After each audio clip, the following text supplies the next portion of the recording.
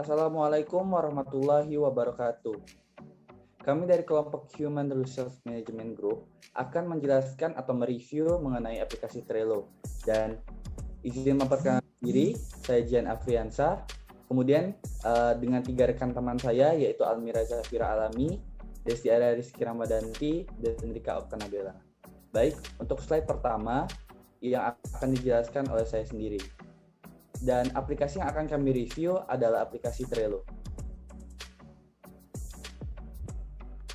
Trello adalah aplikasi untuk berkolaborasi antara tim untuk mengatur proyek pekerjaan pada suatu layar.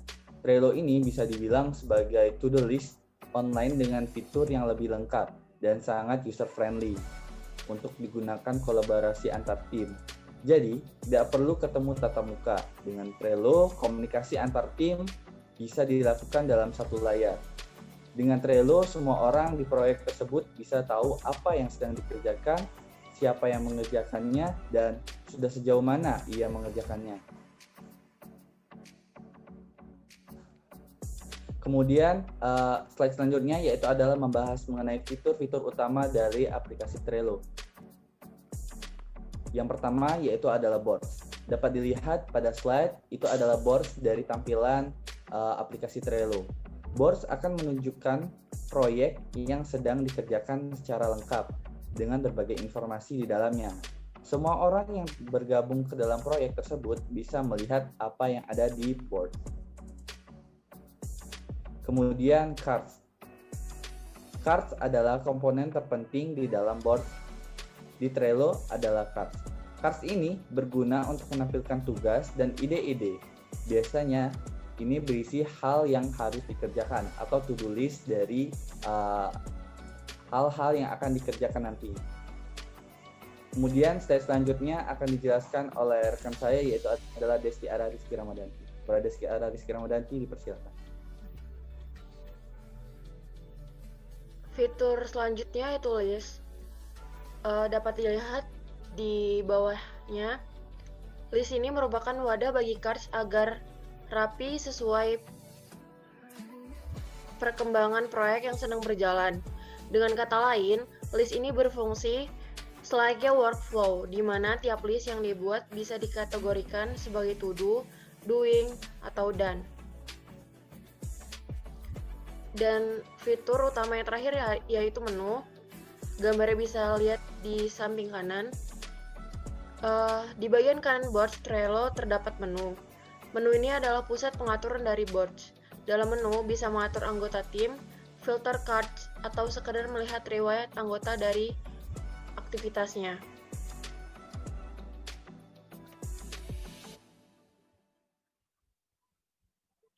Selanjutnya yaitu fitur-fitur lainnya pada Trello.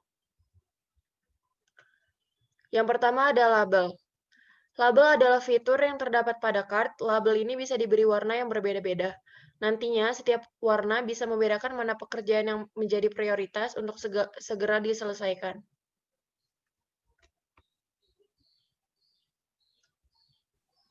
Selanjutnya saya akan menjelaskan fitur-fitur lainnya. Ada add member. Add member digunakan untuk menambahkan member atau user yang bisa mengerjakan tugas tersebut. Jadi hanya member yang berkepentingan yang bisa melihat dan mengerjakannya saja.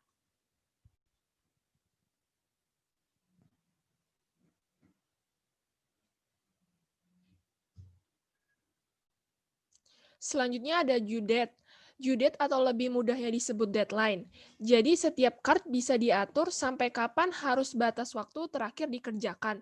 Jadi ini bisa menjadi reminder yang efektif untuk mengingatkan agar pekerjaan tepat waktu. Dan fitur yang terakhir adalah checklist.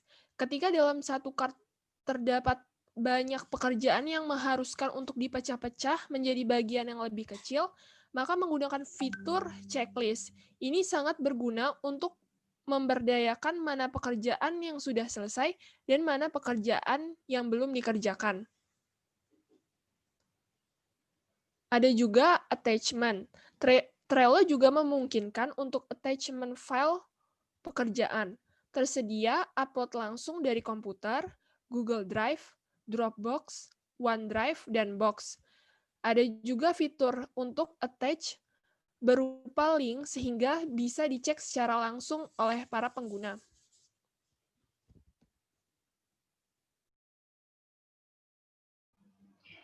Selanjutnya saya akan menjelaskan tentang manfaat dari aplikasi Trello. Saat menggunakan Trello ini ada beberapa manfaat yang bisa didapatkan, yaitu adalah penggunaan yang fleksibel karena dapat digunakan untuk keperluan kantor maupun pribadi. Lalu dapat membuat pekerjaan menjadi lebih terstruktur. Dapat mengetahui deadline juga sebuah pekerjaan dan dapat mengatur jadwal setiap pekerjaan untuk semua karyawan, baik pekerjaan yang dilakukan, yang akan dilakukan, yang sedang dilakukan, atau yang telah selesai dilakukan. Lalu ada juga kelebihan dari aplikasi Trello. Yang pertama adalah cara kerja yang unik. User bisa mengatur setiap proyek dengan menggunakan papan di dalam aplikasi. Dalam papan tersebut, kita bisa menggunakan hal-hal yang terkait proyek. Untuk meningkatkan storage juga, Trello dapat diintegrasikan dengan aplikasi Google Drive, Google Docs, dan juga Dropbox. Sedangkan untuk meningkatkan fungsi komunikasi, Trello dapat dipadukan dengan Slack atau Hangouts. Namun ada juga kekurangan dari aplikasi Trello, yaitu pada bagian komentar tidak dapat diedit. Ini adalah masalah yang harus dicoba oleh perusahaan untuk dapat diperbaiki. Sekian presentasi dari kelompok Human Resource Group. Dan kami dari segenap kelompok mengucapkan terima kasih kepada teman-teman yang sudah menyaksikan video ini. Saya akhiri. Wassalamualaikum warahmatullahi wabarakatuh.